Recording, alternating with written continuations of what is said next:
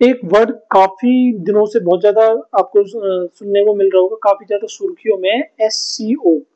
भाई SCO ये है क्या? जिन लोगों को पता है उनकी बात ठीक है, लेकिन जिन लोगों को नहीं पता मैं आपको बता देता हूँ। शंघाई कॉरपोरेशन ऑर्गेनाइजेशन, ये एक ग्रुप है जिसे 10 देशों द्वारा मिलकर बनाया गया है।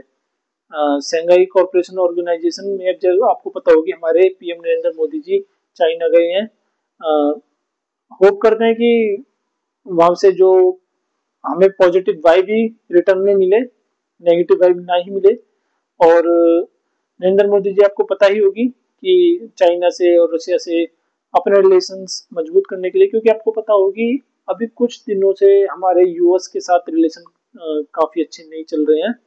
लेकिन ऐसा नहीं है कि हमेशा ही अच्छे नहीं चलेंगे, एक टाइम ऐसा भी आएगा कि सब कुछ ठीक भी हो जाना है, क्योंकि होता भी यही है, कभी हमेशा ज्यादा टाइम तक किसी के साथ रिलेशन बेकार नहीं चले हैं, इंडिया के भी किसी देश के साथ। तो ऐसा भी टाइम आएगा कि मैं सब कुछ नॉर्मल हो जाना है। लेकिन अभी फिलहाल के लिए अगर हम प्रेजेंट की बात करें तो US से इंडिया के रिलेशन ठीक नहीं चल रहे हैं।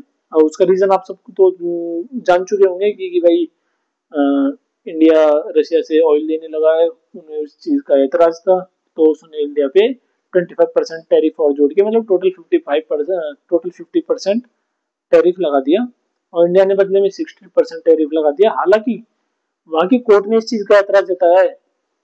वहां की कोर्ट ने डोनाल्ड ट्रंप को यह ऑर्डर दिया है कि यह बोला है कि आपने US की अर्थव्यवस्था को बिगाड़ने वाला काम किया है, जो आपने ये डिसीजन लिया है। क्योंकि डोनाल्ड ट्रंप जितना मैंने जाना है भाई, वो ब्लैकमेल करता है इंसान को।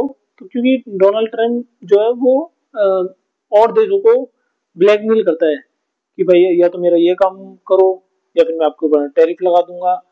इसके दो ही काम है ट्रंप के, या तो टैरिफ लगाना, इस चीज की मतलब धमकियां देना कि हम टैरिफ लगा देंगे वरना हमारे ये बात मानो, XYZ बला बला, या फिर दो देशों की अगर लड़ाई हो रही होगी तो बीच में आके बिचौलिया बनना कि भाई ऐसे नहीं ऐसे कर लो, ऐसे नहीं ऐसे कर लो। इसके अलावा तीसरा काम ट्रंप का कुछ है नहीं। तो इस बार भी ट्रंप ने अपनी ये रणनीति अपनाई कि भाई इंडिया पे टैरिफ लगा दो, इंडिया रशिया से ऑयल नहीं लेगा। लेकिन इंडिया भाई अब कहाँ घुटने टेकने वाले हैं। इंडिया ने भी बोला कि आप लगाओ, 50 की जगह 60 लगाओ, हम अब जो जहाँ से ऑयल लेंगे वहीं से लेंगे। तो इसमें मतलब ट्रंप बौखला गया, और वहाँ की जनता भी इस चीज का मतलब ट्रंप के प्रति विरोध जता रही है कि भाई आपने क्या कर दिया। आपको अपने जोश में आकर आप कुछ भी फैसला ले लोगे, अब जनता के हित में सोचोगे ही नहीं। तो ट्रंप वहाँ की मतलब कोर्ट को ही बोल रहा है कि अगर आपने ये फैसला अगर आपने ये फैसला फिर से सुनाया तो देखना ही हमारे US की नाक कट जाएगी, हमारे लिए ये साबित हो जाएगा फलाना ढिंकाना। मतलब इसमें अपनी बेइज्जती मान रहा है। अगर US अपने टैरिफ हटा ले तो इसमें ट्रंप अपनी मतलब बेइज्जती मान रहा है। मतलब तो नरेंद्र मोदी जी जैसे आपको पता है चाइना गए हैं, वहाँ पे जो SCO शंघाई कॉरपोरेशन, जो वहाँ पे SCO शंघाई कॉरपोरेशन ऑर्गेनाइजेशन का वहाँ पे नरेंद्र मोदी जी सदस्य बने हैं। SCO बेसिकली एक ग्रुप है, 10 देशों को मिलकर एक ग्रुप बनाया गया है जिसका नाम शंघाई कॉरपोरेशन ऑर्गेनाइजेशन रखा हुआ है। 10 देश जैसे कि उसमें भारत हो गया, और रूस, जापान, और ये आपका पाकिस्तान, वैसे मतलब 10 देशों का एक मिलकर एक SCO बनाया हुआ है। लेकिन अब कुछ लोगों का यहाँ पे कहना, और कुछ हद तक ये कहना ठीक भी है कि इंडिया के चाइना के साथ रिलेशन जो है इस पर काफ़ी लोग मतलब बहुत ज़्यादा घबराए हुए भी हैं, क्योंकि चाइना ने कभी भारत के लिए मतलब एक बोलते हैं कि पॉजिटिव वे में कुछ किया नहीं है। क्योंकि चाइना ने हमेशा या तो कोरोना वायरस या कुछ ऐसे नेगेटिव सिम्टम्स ही दिए होंगे, वरना ऐसा कुछ खास किया नहीं है। और एकदम से दोस्ती का हाथ बढ़ाना तो ये मतलब इंडिया के लिए सोचने का विषय बन चुका है। और मेन चीज़ देखो, आपने पता होगा कि अभी ये सिंदूर ऑपरेशन जो भी केस था, ये पूरा 1 महीने हुआ नहीं है। So he was getting live inputs as far as from China. So that is one place we really need to move fast. तो इस केस में भी चाइना खुलकर पाकिस्तान के साथ आ गया था, जिसमें चाइना को कोई रोल नहीं था। खामा मतलब कि हम तुम्हारे साथ हैं। एक होता है वेपन प्रोवाइड करना, उसमें कोई दिक्कत नहीं, भाई अगर आपके पास वेपन नहीं है आप हमारे वेपन ले लो। तो एक होता है खुल के आ जाना। तो चाइना पाकिस्तान के साथ मतलब खुल के आ गया था कि हम आपके साथ हैं, लड़ो इंडिया से। तो बेसिकली घुमा फिरा कर बात ये है कि चाइना हमेशा इंडिया के अपोजिशन ही रहा है, और कुछ लोगों का ये भी कहना है कि चाइना की इसमें भी कुछ रंजिश है। अगर ये दोस्ती का हाथ बढ़ा रहा है तो या तो इसका हमारी जो इंडिया की मार्केट है, काफ़ी लोगों का यहाँ पे ये भी कहना है कि चाइना का दोस्ती का हाथ ये बढ़ाने के पीछे भी कोई इसकी रंजिश होगी, वरना चाइना ऐसे कभी दोस्ती का हाथ बढ़ाएगा भी नहीं।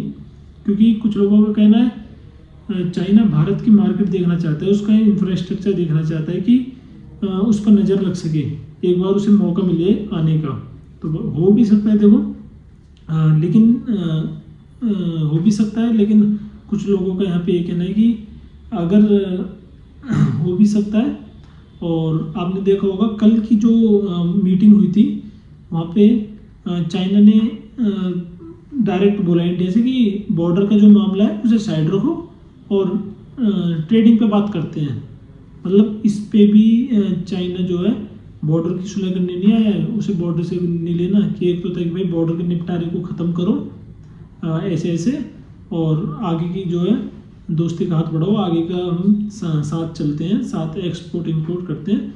तो उसने उसको सॉल्व करने की जगह साइड में रख दिया कि सॉल्व नहीं करेंगे इसे, और मुद्दे पे आओ इंपोर्ट एक्सपोर्ट करो, इसे हम बाद में देखेंगे।